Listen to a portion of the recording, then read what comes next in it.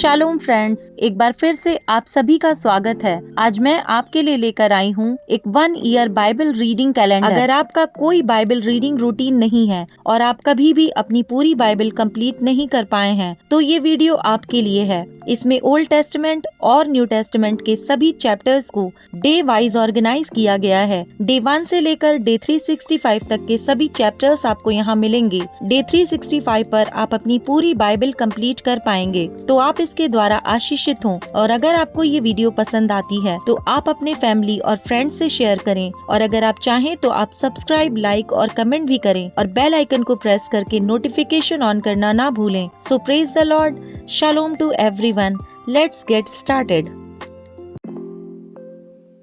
Day 91, chapter number 6, गिदोन का चरित्र। तब इजराइलियों ने यहोवा की दृष्टि में बुरा किया, इसलिए यहोवा ने उन्हें मिद्यानियों के वश में 7 वर्ष कर रखा, और मिद्यानी इजराइलियों पर प्रबल हो गए। मिद्यानियों के डर के मारे इजराइलियों ने पहाड़ों के गहरे खड्डों और गुफाओं और किलों को अपने निवास बना लिए। जब जब इजरायली बीज बोते, तब तब मिद्यानी और अमालेकी और पूर्वी लोग उनके विरुद्ध चढ़ाई करके अज्जा तक छावनी डाल डाल कर भूमि की उपज नष्ट कर डालते थे। और इजरायलियों के लिए ना तो कुछ भोजन वस्तु और न भेड़ बकरी और न गाय बैल और न गधा छोड़ते थे, क्योंकि वे अपने पशुओं और डेरों को लिए हुए चढ़ाई करते थे। और टिड्डियों के दल के समान बहुत आते थे, और उनके ऊंट भी अनगिनत होते थे, और वे देश को उजाड़ने के लिए उसमें आया करते थे।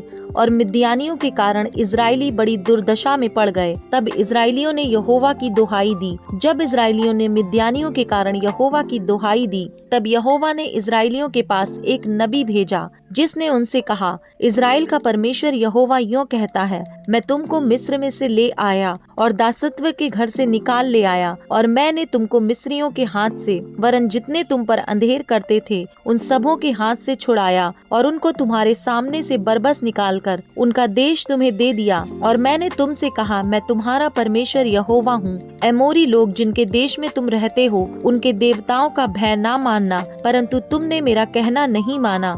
फिर यहोवा का दूत आकर उस बांज वृक्ष के तले बैठ गया, जो ओप्रा में अबीएजेरी योआश का था, और उसका पुत्र गिदोन एक दाखरस के कुंड में गेहूं इसलिए झाड़ रहा था कि उसे मिद्यानियों से छिपा रखे। उसको यहोवा के दूत ने दर्शन देकर कहा, हे शूरवीर सूरमा, यहोवा तेरे संग है। गिदोन ने उससे कहा, हे मेरे प्रभु, विनती सुन, यदि यहोवा हमारे संग होता तो हम पर यह सब विपत्ति क्यों पड़ती? और जितने आश्चर्य कर्मों का वर्णन हमारे पुरखा यह कहकर करते थे, क्या यहोवा हमको मिस्र से छुड़ा नहीं लाया? वे कहाँ रहे? अब तो यहोवा ने हमको त्याग दिया और मिद्यानियों के हाथ कर दिया है। तब यहोवा ने उस पर दृष्टि करके कहा, अपनी इसी शक्ति पर जा, और तू इजराइलियों को मिद्यानियों के हाथ से छुड़ाएगा। क्या मैंने तुझे नहीं भेजा? उसने कहा, हे प्रभु, विनती सुन, मैं इजराइल को कैसे छुड़ाऊं? देख, मेरा कुल मनशे में सबसे कंगाल है, फिर मैं अपने पिता के घराने में सबसे छोटा हूँ। यहोवा ने उससे कहा,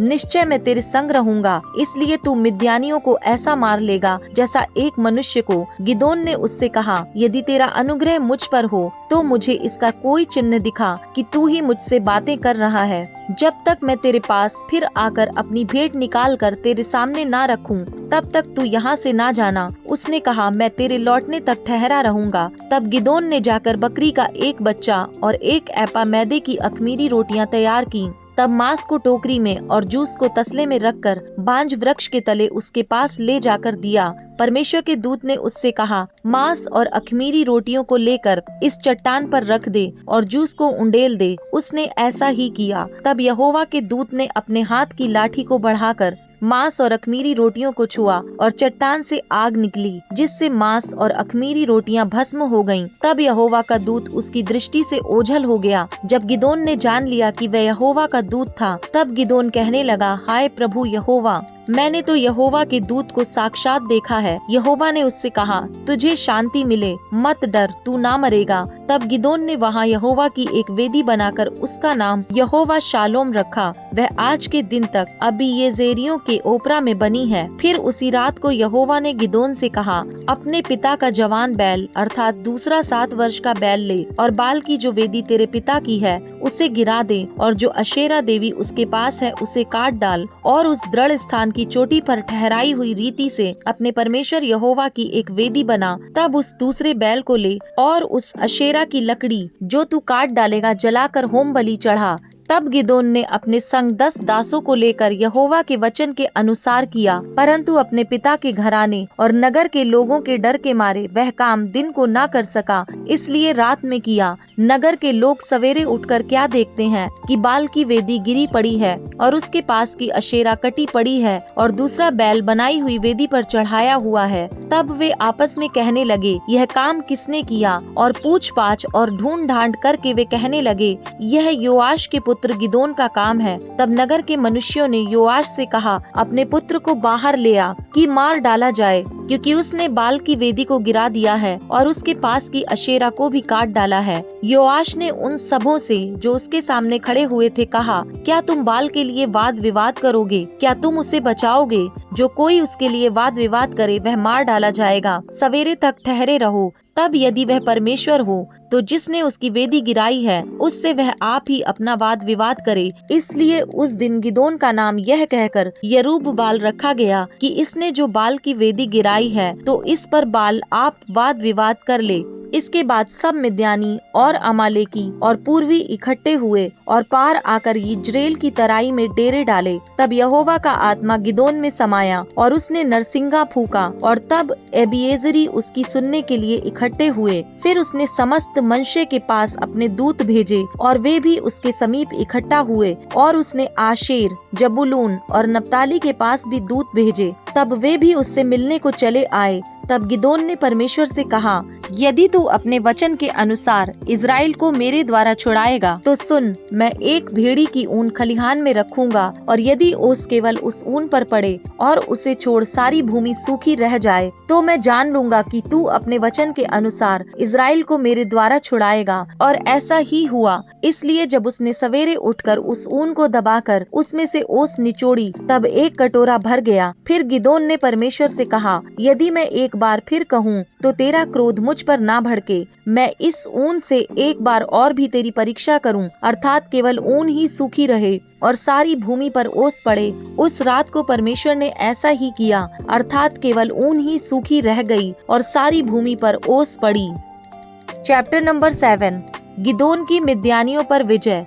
तब गिदोन, जो यरूब्बाल भी कहलाता है, और सब लोग जो उसके संग थे सवेरे उठे और हरोद नामक सोते के पास अपने डेरे खड़े किए और मिद्यानियों की छावनी उनके उत्तरी ओर मोरे नामक पहाड़ी के पास तराई में पड़ी थी। तब यहोवा ने गिदोन से कहा, जो लोग तेरे संग हैं वे इतने हैं कि मैं मिद्यानियों को उनके हाथ नहीं कर सकता, नहीं तो इज़राइल यह कहकर मेरे विरुद्ध अपनी बड़ाई मारने लगेंगे कि हम अपने ही भुजबल के द्वारा बचे हैं। इसलिए तू जाकर लोगों में यह प्रचार करके सुना दे, जो कोई डर के मारे थरथराता हो वह गिलाद पहाड़ से लौटकर चला जाए। तब 22,000 लोग लौट गए और केवल 10,000 रह गए। फिर यहोवा ने गिदोन से कहा, अब भी लोग अधिक हैं, उन्हें सोते के पास नीचे ले चल, वहाँ मैं उन्हें तेरे लिए परखूंगा और जिस जिसके विषय में मैं तुझसे कहूँ यह तेरे संग चले वह तो तेरे संग चले, और जिस जिसके विषय में मैं कहूँ यह तेरे संग ना जाए वह ना जाए। तब वह उनको सोते के पास नीचे ले गया। वहाँ यहोवा ने गिदोन से कहा, जितने कुत्ते के समान जीभ से पानी चपड़ चपड़ करके पिए उनको अलग रख,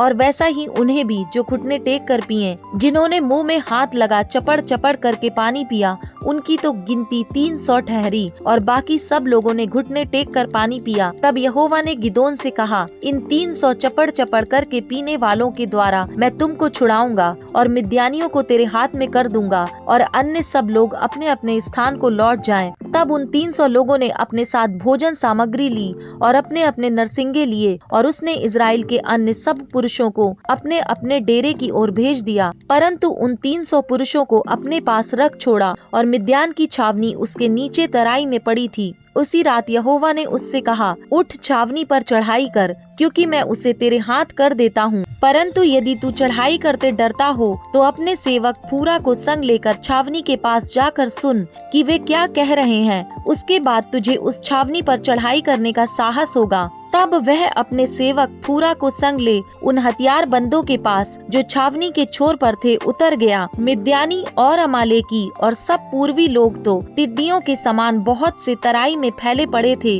और उनके ऊंट समुद्र तट की बालू के किनकों के समान गिनती से बाहर थे। जब गिदोन वहां आया तब एक जन अपने किसी संगी से अपना स्वप्न यूं कह रहा था, सुन, मैंने स्वप्न में क्या देखा है कि जौ की एक रोटी लुढ़कते लुढ़कते मिद्यान की छावनी में आई और डेरे को ऐसा टक्कर मारा कि वह गिर गया और उसको ऐसा उलट दिया कि डेरा गिरा पड़ा रहा। उसके संगी ने उत्तर दिया, यह योआश के पुत्र गिदोन नामक एक इजरायली पुरुष की तलवार को छोड़ कुछ नहीं है। उसी के हाथ में परमेश्वर ने मिद्यान को सारी छावनी समेत कर दिया है। उस स्वप्न का वर्णन और फल सुनकर गिदोन ने दंडवत किया और इजराइल की छावनी में लौटकर कहा, उठो, यहोवा ने मिद्यानी सेना को तुम्हारे वश में कर दिया है। तब उसने उन 300 पुरुषों के 3 झुंड किए और एक एक पुरुष के हाथ में एक नरसिंघा और खाली घड़ा दिया और घड़ों के भीतर एक मशाल थी। फिर उसने उनसे कहा, मुझे देखो और वैसा ही करो। सुनो, जब मैं उस छावनी के छोर पर पहुंचूं, तब जैसा मैं करूं वैसा ही तुम भी करना। अर्थात जब मैं और मेरे सब संगी नरसिंगा फूंके, तब तुम भी छावनी के चारों ओर नरसिंगे फूंकना और ललकारना।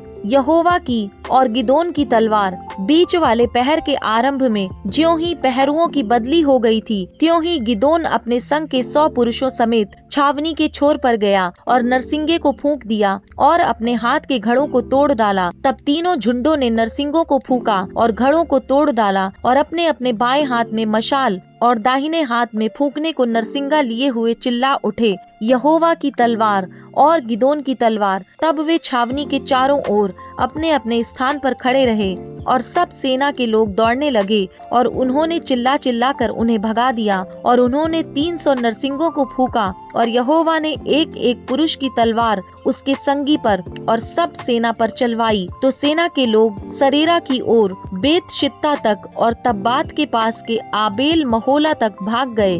तब इजरायली पुरुष नप्ताली और आशेर और मनशे के सारे देश से इकट्ठे होकर मिद्यानियों के पीछे पड़े और गिदोन ने एप्रैम के सब पहाड़ी देश में यह कहने को दूत भेज दिए, मिद्यानियों से मुठभेड़ करने को चले आओ और यरदन नदी के तटों को बेत बारा तक उनसे पहले अपने वश में कर लो। तब सब एप्रेमी पुरुषों ने इकट्ठे होकर यरदन नदी को बेत बारा तक अपने वश में कर लिया और उन्होंने ओरेब और जेब नामक मिद्यान के 2 हाकिमों को पकड़ा और ओरेब को ओरेब नामक चट्टान पर और जेब को जेब नामक दाखरस के कुंड पर घात किया और वे मिद्यानियों के पीछे पड़े और ओरेब और जेब के सिर यरदन के पार गिदोन के पास ले गए। Luke chapter number 8 verse number 1 to 21। यीशु की शिष्याएं।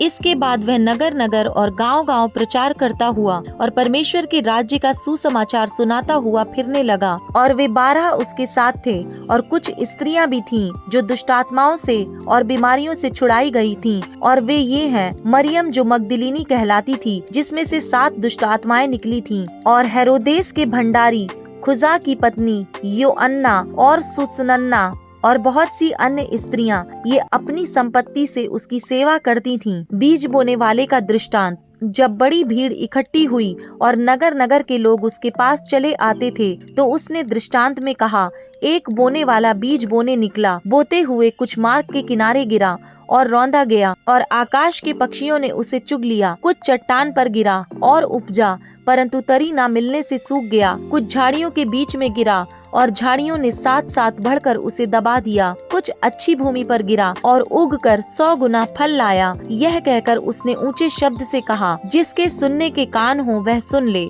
दृष्टांतों का उद्देश्य। उसके चेलों ने उससे पूछा कि इस दृष्टांत का क्या अर्थ है।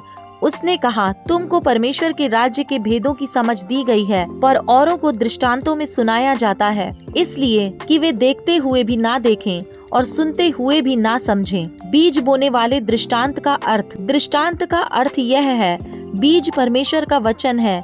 मार्ग के किनारे वे हैं जिन्होंने सुना, तब शैतान आकर उनके मन में से वचन उठा ले जाता है कि कहीं ऐसा ना हो कि वे विश्वास करके उद्धार पाएं। चट्टान पर के वे हैं कि जब सुनते हैं तो आनंद से वचन को ग्रहण करते हैं, परंतु जड़ ना पकड़ने से वे थोड़ी देर तक विश्वास रखते हैं और परीक्षा के समय बहक जाते हैं। जो झाड़ियों में गिरा, यह वे हैं जो सुनते हैं पर आगे चलकर चिंता और धन और जीवन के सुख विलास में फंस जाते हैं और उनका फल नहीं पकता। पर अच्छी भूमि के वे हैं जो वचन सुनकर भले और उत्तम मन में संभाले रहते हैं और धीरज से फल लाते हैं। दीपक का दृष्टांत। कोई दिया जलाकर बर्तन से नहीं ढाकता और न खाट के नीचे रखता है, परंतु दीवट पर रखता है कि भीतर आने वाले प्रकाश पाएं। कुछ छिपा नहीं जो प्रकट ना हो, और कुछ गुप्त और ना कुछ गुप्त है जो जाना ना जाए और प्रकट ना हो। इसलिए चौकस रहो कि तुम किस रीति से सुनते हो, क्योंकि जिसके पास है उसे दिया जाएगा और जिसके पास नहीं है उससे वह भी ले लिया जाएगा जिसे वह अपना समझता है। यीशु की माता और भाई। उसकी माता और उसके भाई उसके पास आए, पर भीड़ के कारण उससे भेंट ना कर सके। उससे कहा गया, तेरी माता और तेरे भाई बाहर खड़े हुए तुझसे मिलना चाहते हैं। उसने इसके उत्तर में उनसे कहा, मेरी माता और मेरे भाई ये ही हैं जो परमेश्वर का वचन सुनते और मानते हैं।